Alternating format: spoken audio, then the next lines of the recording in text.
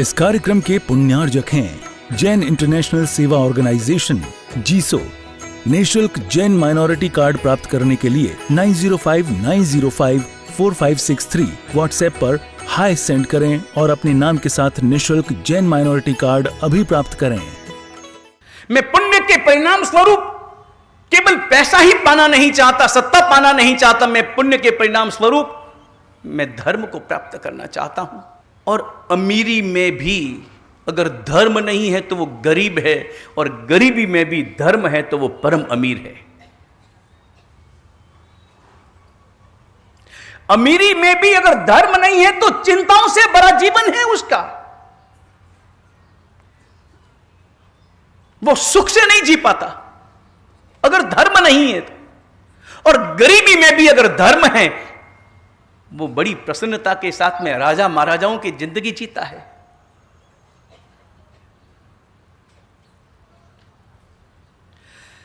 सामान्य पुण्य, विशिष्ट पुण्य और विशुद्ध पुण्य। हमारी प्रार्थना कौन से पुण्य को प्राप्त करने की? हम सामान्य पुण्य चाहते हैं, विशिष्ट पुण्य चाहते हैं या विशुद्ध पुण्य चाहते हैं? तीनों में अंतर है, बड़ा अंतर है। सामान्य पुण्य पैसा देता है, सुविधा देता है। विशिष्ट पुण्य सत्ता देता है, यश देता है। विशुद्ध पुण्य धर्म देता है, परमात्मा देते हैं। मन में ये भाव रहता है कभी कि विशुद्ध पुण्य ही चाहिए। कलकाल सर्वज्ञ हेमचंद्राचार्य महाराज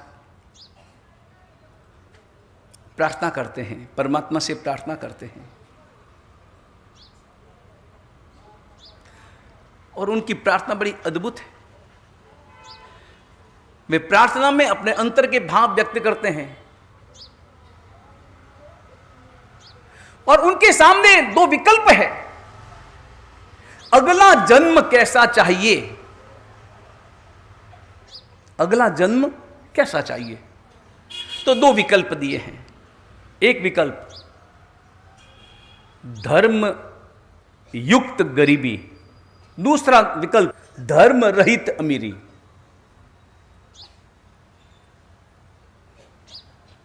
धर्म युक्त गरीबी, धर्म मुक्त अमीरी। कौन सा जीवन चाहिए?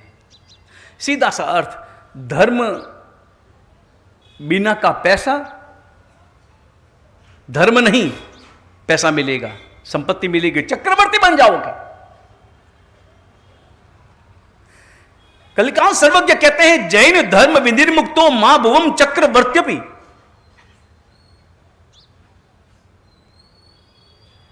चक्रवर्ती बन सकते हो लेकिन धर्म नहीं मिलेगा, और दूसरी तरफ धर्म मिलेगा लेकिन गरीबी मिलेगी। और कलिकाल सर्वज्ञ कहते हैं, ऐसा चक्रवर्ती पद मुझे नहीं चाहिए जिसमें परमात्मा का धर्म न हो, और मुझे वह गरीबी भी स्वीकार है। मैं दास होना, मैं नौकर होना भी स्वीकार करूंगा, मुझे अगर परमात्मा का शासन मिलता हो।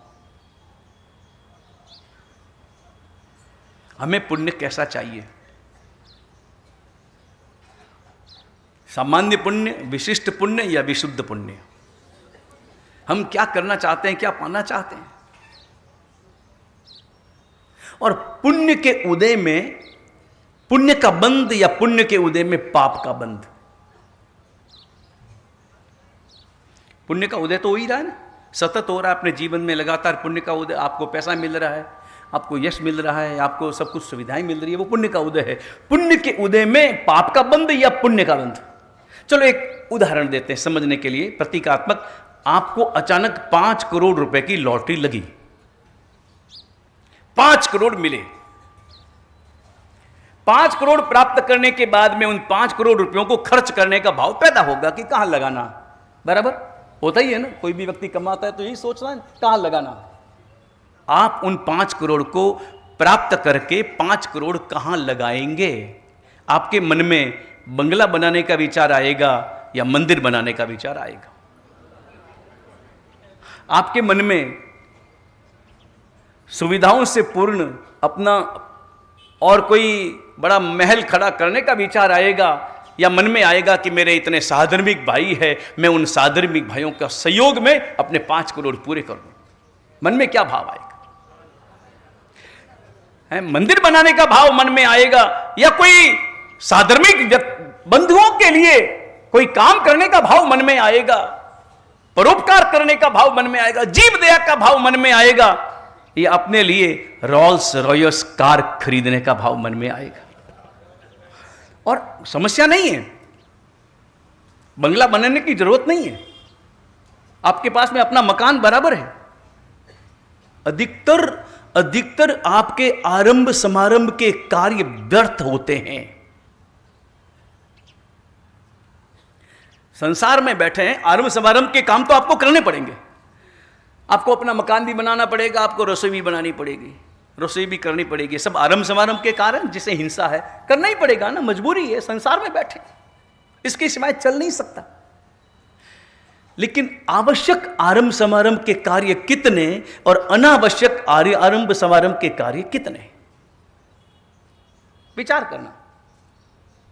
आवश्यक और अनावश्यक का भेद हम समझ सकते हैं। आपके पास में मकान है रहने के लिए, और जितना चाहिए उतना है, मन कभी भरता नहीं है, मन कभी संतुष्ट होता नहीं है, हो ही नहीं सकता। लेकिन जितना जरूरी है अपने शरीर के लिए, अपने जीवन के लिए, बराबर है। अपने घर में जितने भी सदस्य हैं, 5 सदस्य है, 10 सदस्य है, उन सब के लिए 5 कमरे, 6 कमरे, 7 कमरे, मकान सुविधाओं से परिपूर्ण जितनी शरीर को चाहिए, वर्तमान में अपने जीवन को चाहिए, वो सब बराबर है। फिर भी कोई दूसरी जगह लेकर के बड़ा बंगला बनाने का विचार करते हैं कि नहीं करते हैं? नहीं, वो अनावश्यक है कि आवश्यक है? फिर कभी बाहर जाते हैं, लोनावाला जाते हैं, फिर लोनावाला में मुझे बंगला चाहिए, फिर और किसी शहर जाते हैं, फिर वहाँ मुझे चाहिए। काम नहीं आता है। साल में 2 बार भले खुले, कर्म बंधन आपका लगातार, मतलब बिना, अपने शास्त्रों में लिखा है, बिन खाद्यां बिन भोगवियां फोगट कर्म बंधाए, व्यर्थ कर्म बंधन। अनावश्यक आरंभ समारंभ बहुत ज्यादा है। मन में भाव क्या आएगा? पुण्य के उदय में पुण्य के बंध का भाव, या पुण्य के उदय में पाप के बंध का भाव? हमारी क्रियाएं क्या है? और अधिकतर हम 99% हम सभी पुण्य के उदय में पाप का बंध करते हैं। पुण्य का उदय हुआ, आपकी लॉटरी लगी, पुण्य का उदय हुआ, आपका व्यापार चला, पुण्य का उदय हुआ, आपको पैसा मिला, तो पुण्य का उदय हुआ तो पुण्य के परिणाम स्वरूप प्राप्त की गई राशि को वापस पुण्य में लगाओ। हमारे अंतर में अहंकार आएगा, हमारे अंतर में ईर्ष्या आएगी, हम अन्य सब कामों में लग जाएंगे। पुण्य के उदय में अधिकतर पुण्य का उदय नहीं, पुण्य का बंध नहीं, पाप का बंध। नंबर 1, अपने जीवन के लिए पुण्य चाहिए, पुण्य जरूरी है। नंबर 2, प्रसन्नता चाहिए। पुण्य के साथ साथ प्रसन्नता भी जरूरी है।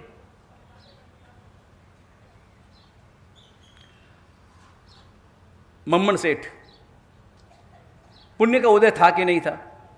मम्मन सेठ, नाम सुना है ना मम्मन का? कितना पैसा था उनके पास, कितने रत्न थे, कितने हीरे मोती थे, कितने महंगे महंगे मोती थे। वो घटना आपको याद है ना? रात का समय था, बारिश का मौसम था, नदी में तूफान आया हुआ था, पानी जबरदस्त बह रहा था, बारिश चालू थी, और ऐसे पूर्णिमा की चांदनी, पूर्णिमा का, चंद्रमा का पूर्ण प्रकाश फैला हुआ, और चेल्लना महारानी और सैनिक महाराजा ऊपर खड़े झरोखे में बैठे, 7वीं मंजिल पर अपने महल के, और वहां से नजदीक सामने दिखाई दे रही नदी, और रात्रि के 11 बजे, और चेलना की नजर पड़ी। ऐसी रात में, ऐसी तूफानी रात में, ऐसी बरसात में, बहती हुई तेज धारा में बहती हुई नदी में एक आदमी लकड़ी प्राप्त करने के लिए प्रयास कर रहा है। कोई नदी में बह रही लकड़ी, और उस लकड़ी को पाने के लिए तैर रहा है और कर रहा है। ये क्या कर रहा है? इतना गरीब आदमी, और चेलड़ा ने कहा है महाराजा को कि महाराजा आपका राज्य, आपकी सार संभाल कैसी कि आपके राज्य में एक व्यक्ति इतना गरीब कि रात को 11 बजे भी उसे मेहनत करनी पड़ रही है, और ऐसे तूफान वातावरण में। सैनिक ने देखा कि ये कौन है, ऐसा तो मैंने कभी सुना नहीं। मैं राज्य की रिपोर्ट लेता हूं, मैं गुप्त वेश में राज्य में घूमता हूं, मगर ऐसा व्यक्ति मैंने देखा नहीं। पता लगाता हूं, और पता लगाया, नाम एड्रेस पता किया। दूसरे दिन सुबह उसके घर पर पहले उसे अपने पास बुलाया कि भाई तू रात में लकड़ियां बीन रहा था, नदी में बह करके जो आ रही थी उन्हें। बोले हाँ। बोले क्यों? बोले कि क्या करूं, मेरा काम थोड़ा अधूरा है, इस कारण। अधूरा क्या है? बोले मेरे घर पर 2 बैल हैं, वो एक बैल को मैं पूर्ण करना चाहता हूं, इसलिए 2 बैल हैं और एक बैल को पूर्ण करना चाहता हूं, मैं समझ में नहीं, तुझे बैल चाहिए? बोले हाँ मुझे वैसा बैल चाहिए। तो वैसा बैल चाहिए तो जा मेरी गौशाला में, और जैसा बैल चाहिए तू ले जा। बोले मुझे कैसा बैल चाहिए, एक बार मेरे वहां आकर के पहले देख लो। और सैनिक महाराजा पहुंचे उसके यहां, उसकी झोंपड़ी में, झोंपड़ी के भोयरे में, झोंपड़ी में भी भोयरा बना रखा था। और मम्मन सेठ आपको मालूम है, उसके पास में राजमहल नहीं था, झोंपड़ी में ही रहता था। भोयरे में गया, भोयरे में बैलों को देखा तो राजा की आंखें चुंदिया दी। वो सोने का बना हुआ बैल, बड़ी साइज का, 6 फुट ऊंचा बैल, 8 फुट चौड़ा बैल, ऐसा बैल सोने का, और उस पूरे सोने से बने हुए बैल पर मूल्यवान हीरे, पन्ने, ये सब लगे हुए, पूरा रत्नों से मढ़ा हुआ बैल एक। दूसरा बैल भी पूरा हो चुका था, केवल एक सींग बाकी रह गया था, बस उसको रत्नों से मढ़ना बाकी रह गया था। बस इसको मढ़ने के लिए मैं मेहनत कर रहा हूं। सैनिक महाराजा ने देखा इतना धन, इतना पैसा, और मम्मन सेठ खाता क्या था मालूम है? क्या खाता था? कलाकंद खाता था, गुलाब जामुन और रसगुल्ला खाता था, महंगी महंगी मिठाइयां खाता था। वो क्या खाता था? उड़द की दाल, उड़द की दाल, लुखी रोटी, घी नहीं, घी खर्च करूंगा तो हीरे मोती कहां से लाऊंगा? वो मम्मन सेठ, पुण्य का उदय था या नहीं? पुण्य का उदय था, प्रसन्नता थी, पुण्य का उदय था, मगर प्रसन्नता थी क्या? प्रसन्नता का अभाव, प्रसन्नता का नितांत अभाव। और एक तरफ उसे देखो, पूर्णिया श्रावक को देखो। वो पूर्णिया श्रावक, नाम तो कुछ और था, लेकिन वो रुई की पूणी लेकर के काटता था, एक तरह का चरखा। बचपन में जब हम स्कूल में पढ़ते थे तो स्कूल की ओर से हमें भी एक तकली दी जाती थी, तकली, किसी ने काटी हो तो, और पुणी साथ में, और तकली घुमाते थे और पुणी से धागा बनता था। वो पूर्णिया श्रावक, वो पुणी काटता था और उससे अपनी आजीविका चलाता था, और रोजाना उतना ही कमाता था जितना दोनों खा सके, बस। दूसरे दिन के लिए कोई संग्रह नहीं, उतना ही कमाना। और उसमें भी विचार आया कि हमारे पास में तो उतनी ही रोटियां हैं, 4 तुम्हारी रोटियां, 4 मेरी रोटियां, कुल मिलाकर के 8 रोटी और थोड़ी सब्जी। लेकिन कोई अतिथि आ गया तो उसे क्या भोजन कराएंगे? और रोजाना अतिथि को भोजन कराना जरूरी, अतिथि संविभाग। तो निर्णय किया, एक रोज तेरा उपवास, एक रोज मेरा उपवास। जिस रोज तेरा उपवास उस रोज एक अतिथि को भोजन, जिस रोज मेरा उपवास उस रोज भी एक अतिथि को भोजन। क्या जीवन था, क्या भावनाएं थी। अतिथि को भोजन कराए बिना मेरे गले रोटी नहीं उतरती। वो पुण्य श्रावक, पुण्य का उदय नहीं था, अल्प था, सामान्य पुण्य का उदय नहीं था, विशिष्ट पुण्य का उदय भी नहीं था, लेकिन विशुद्ध पुण्य का उदय पूरा था।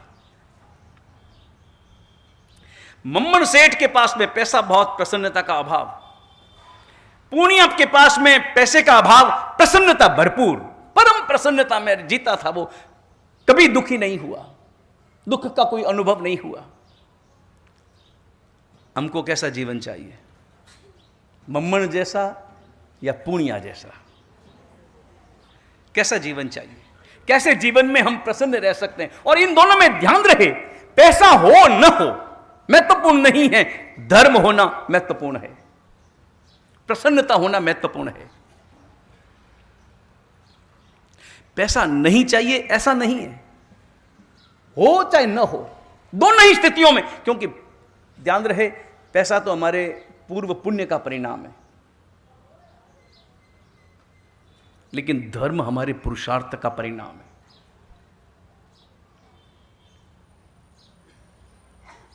कैसा जीवन चाहिए हमें? पुण्य जैसा या फिर मम्मन सेठ जैसा? पुण्य जैसा चाहिए। पैसा कम होगा ज्यादा होगा चलेगा, लेकिन हमारे अंतर की प्रसन्नता बनी रहनी चाहिए, प्रसन्नता में कभी कमी नहीं आनी चाहिए। नंबर 1 जीवन में 3 चीजें चाहिए। नंबर 1 पुण्य चाहिए, नंबर 2 प्रसन्नता चाहिए, आंतरिक प्रसन्नता। और आंतरिक प्रसन्नता का अर्थ होता है परिस्थितियां कैसी भी हो, हमारी जो प्रसन्नता है ना, वो हमेशा परिस्थितियों पर आधारित है। परिस्थितियों के आधार पर अनुकूलता मिलती है, प्रसन्न हो जाते हैं, प्रतिकूलता मिलती है, उदास हो जाते हैं। बहुत जल्दी हमारा चेहरा बदल जाता है। और ऐसा व्यक्ति तो इस दुनिया में कोई होता नहीं जिसे सदा सदा अनुकूलता मिले या सदा सदा प्रतिकूलता मिले, ऐसा संभव नहीं है। और सच तो यह है कि प्रतिकूलता ही अनुकूलता का मूल्य बढ़ाती है। प्रतिकूलता जीवन में न हो ना, तो अनुकूलता का कोई मूल्य भी न हो। इस कार्यक्रम के पुण्यार्जक हैं जैन इंटरनेशनल सेवा ऑर्गेनाइजेशन जीसो। निःशुल्क जैन माइनॉरिटी कार्ड प्राप्त करने के लिए 9059054563 व्हाट्सएप पर हाय सेंड करें और अपने नाम के साथ निःशुल्क जैन माइनॉरिटी कार्ड अभी प्राप्त करें।